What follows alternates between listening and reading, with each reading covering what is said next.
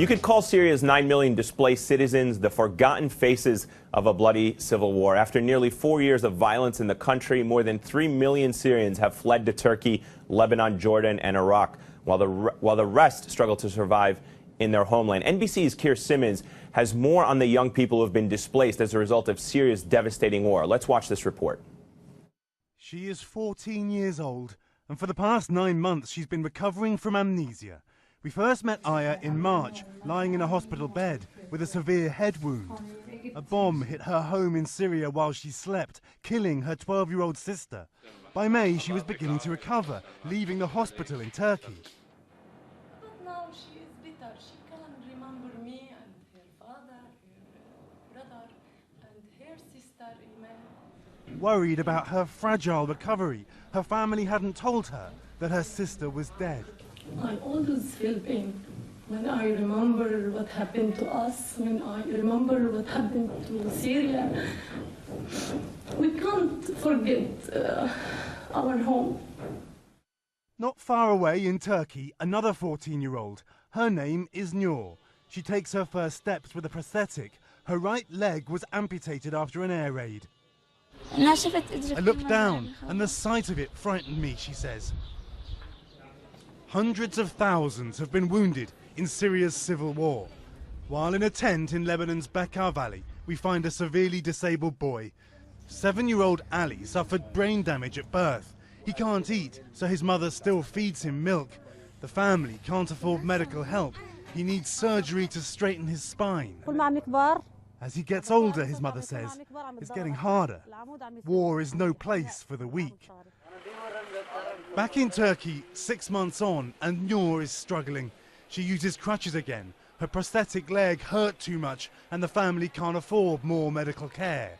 She is too ashamed to go outside and spends most of her time in her room. Other girls walk normally, she says. 1, 2, 3, 4, 5, 6, 7, 8, 9, 10. But Aya is slowly recovering from the brain damage she suffered. Your memory is getting better. Your memory is improving. And her mom has told her about her sister's death. I thought she was very sick, Aya says. Then Mama told me. She cannot believe me. After that, she is crying and crying. The family has moved to a 2-room apartment. It's cheaper, and they're realizing the war may last a long time. Perhaps, Aya suggests, her sister Iman was the lucky one. She told that Iman is happier than here. Keir Simmons joins us now from London. Keir, I know you've been reporting on Syrian refugees now for the better part of the year. You've made several trips to the region. What is it that has jumped out to you the most about visiting these people and continuing to tell their story over the course of the last 12 months?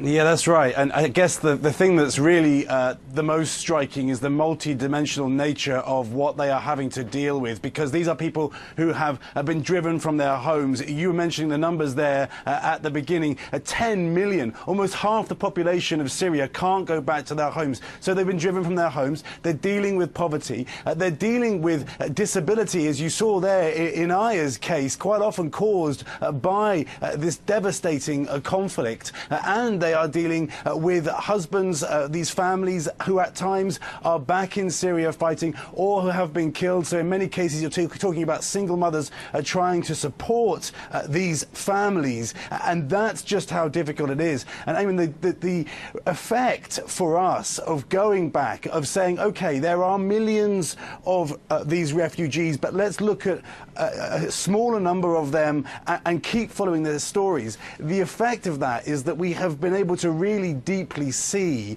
what the individual families are dealing with, what they are struggling with, and that has been a really profound experience for all of us. So let me ask you about that change. Have you personally got the sense that their conditions are improving, or are they worsening off? I mean, I know that on some level, maybe because they're getting some treatment, it may seem to be that they're getting better, but overall, comprehensively? What do you think? What direction is this going in?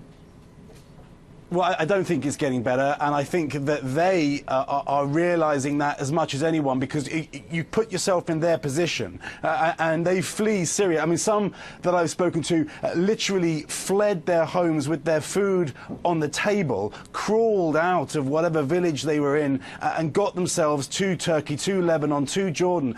Once they got there really with the expectation that this might not last very long, just as anyone would if you had to run from your own home.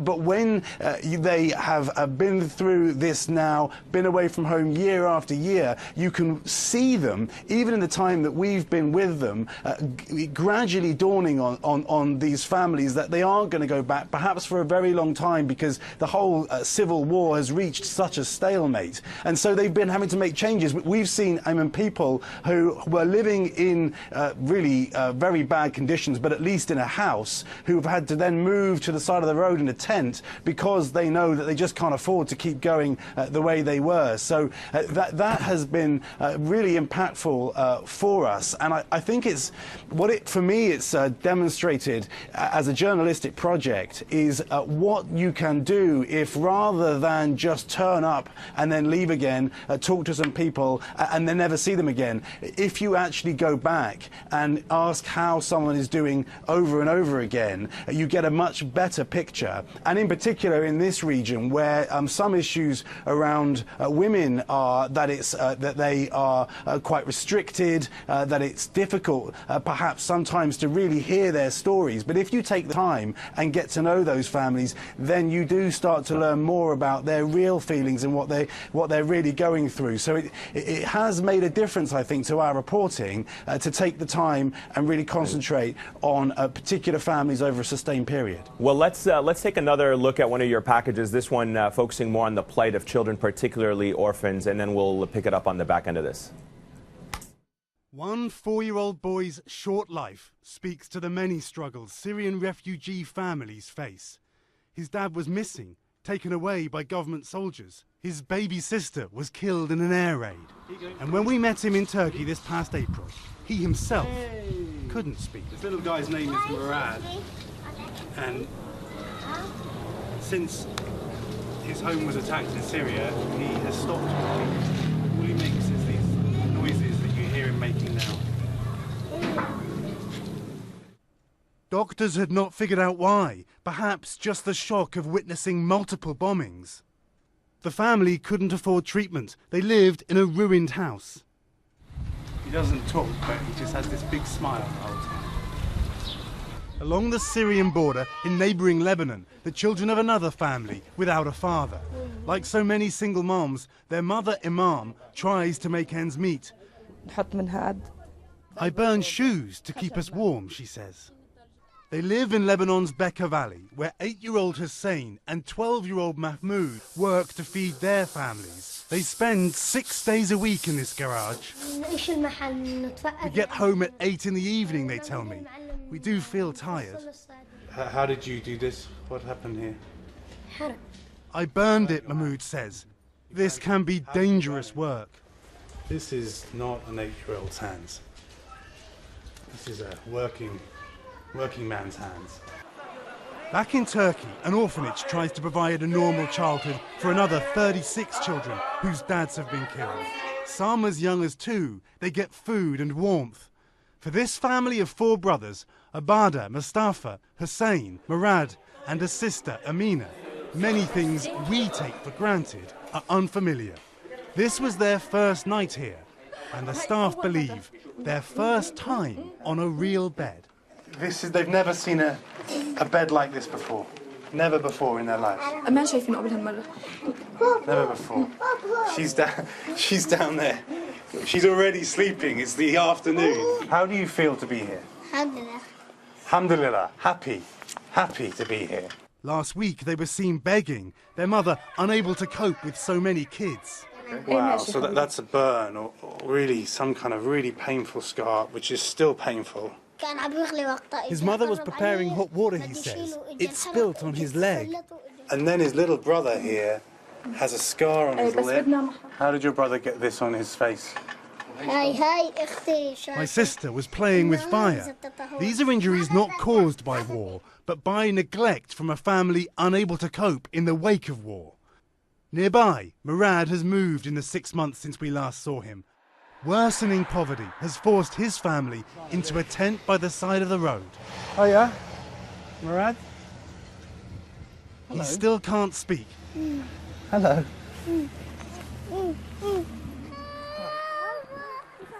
As Syria's war grinds on, life is getting harder for many refugees. And each month, the prospect of going home gets more distant.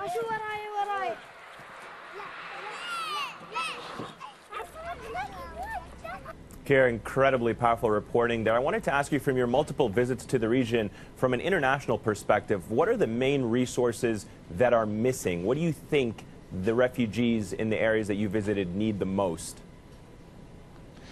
Well, if you ask them, a large number of them will say that they want to go to the West. Sometimes, for example, in the case of Murad that you saw there, where you just know that if he got treatment in the West, whatever it is that is causing him not to be able to use language like that at that age, they would likely be able to solve it. And the truth is that there is real outrage and unhappiness that whilst huge numbers of refugees have gone to Lebanon and to Turkey and to Jordan, in Europe, for example, incredibly small numbers have been accepted, and that is being described by many of the outside agencies as an outrage. And I think the other aspect I'm into, just to point out, is that this isn't just a kind of, heartfelt, do-good kind of piece of reporting. That the numbers that we're talking about here, that so many Syrians, means that while the world's attention has been on ISIS this year, another huge factor in the future of the Middle East will be what happens to these many millions of people. How will they feel about the West? How will they feel about the situation that they've been left in? How will they feel about Assad? All of those questions will be questions that will resonate in the years to come and will have a profound effect on the Middle East, and we know, therefore, on politics around the world. Kier Simmons, thank you very much for joining us. You bet.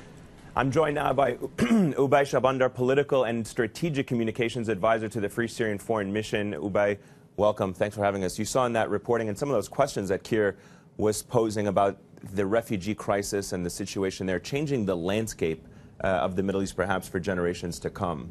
Absolutely. I mean, here you have an unprecedented situation where nearly half of the population of Syria has either been displaced or forced into refugee camps into neighboring countries.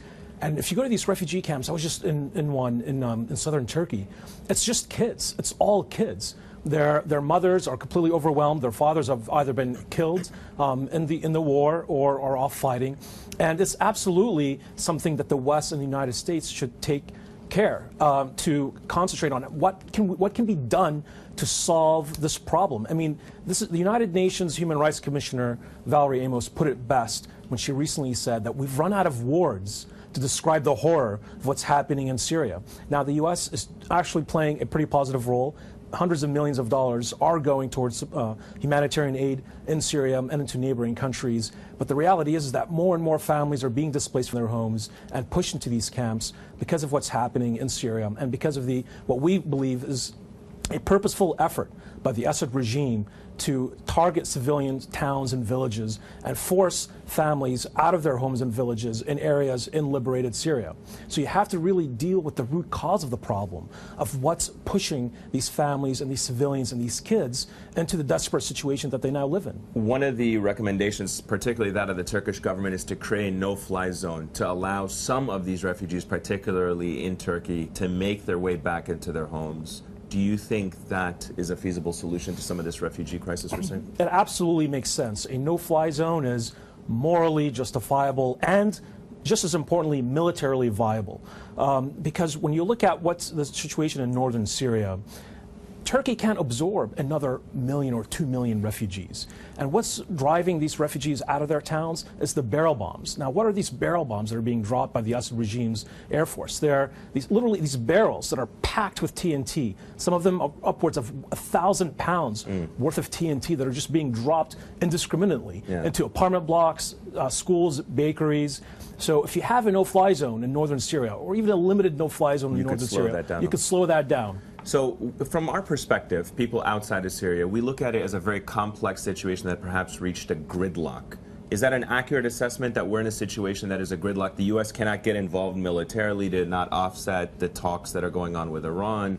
Turkey can't get involved militarily without the backing of the West. It seems like a very gridlock situation. Well, you hear a lot from pundits here in the U.S. and the West that there are no good solutions in Syria. Well, I'm here to tell you that there is a possible solution in Syria. What is that? The United States has to support an air exclusion zone in northern Syria. It has to support revolutionary forces on the ground that are defending their homes and villages from the onslaught of the Assad regime and his Iranian-backed militias. That if you really want to stop the refugee flow, if you really want to stop the horror that's happening in Syria, you have to deal with the root cause. We're hearing a lot about the fight against ISIS, and that's important. But the root cause for extremism in Syria today is the Assad regime. And in order to stop Syria from becoming this black hole of chaos, the U.S. has viable options. Has the international attention shifted away from the core issue that you've just talked about to now focus on ISIS? Absolutely. The focus right now is really on the fight against ISIS. But we have to remember there was actually Syrian rebels began the fight against ISIS back in January of this year. So it's not mutually exclusive. The U.S. does have the ability to both help revolutionary forces on the ground defend their homes and their families from Assad, while at the same time helping those forces to fight ISIS. You spend a lot of time on the Hill speaking to people in the administration. What reasons do they give you for not doing what you're asking them to do? Well, I mean, we have seen Congress take action. I mean, just recently, both the House of Representatives and the Senate approved over $500 million to support a train and equip program for the Free Syrian Army, the Syrian Revolutionary Forces. A lot of funds have been approved to go to help humanitarian organizations on the ground, but there's awareness. There's awareness of the United States becoming involved militarily in another war in the region. Our response is, look, no one is asking for boots on the ground. No one is asking for an Iraq-style invasion. All we're asking for is that the U.S. invests in its natural allies and partners in Syria, the Free Syrian Army and the Syrian opposition forces, to fight ISIS and to fight the Assad regime. Can it do that without getting militarily involved? I think you can. I think the United States, in partnership with Arab allies in the region, can establish a no-fly zone in northern Syria with very, very minimal risk. We have to remember that the Assad regime's military is a totally hollowed-out force. In fact, a think tank, a Washington, D.C.-based think tank, the Institute for the Study of War, just published a very detailed study that really shows just how much damage and attrition the Assad regime's military has gone through. So the U.S. militarily and morally can establish this no-fly zone, and it will help the people on the ground, and ultimately it will favor U.S. interests in the region. Ovai, thank you very much for making the trip up to New York to be with us here on set. Up next, a new report claiming that the Syrian military and ISIS, the two sworn enemies, aren't really fighting each other on a common battlefield. We'll tell you why just ahead.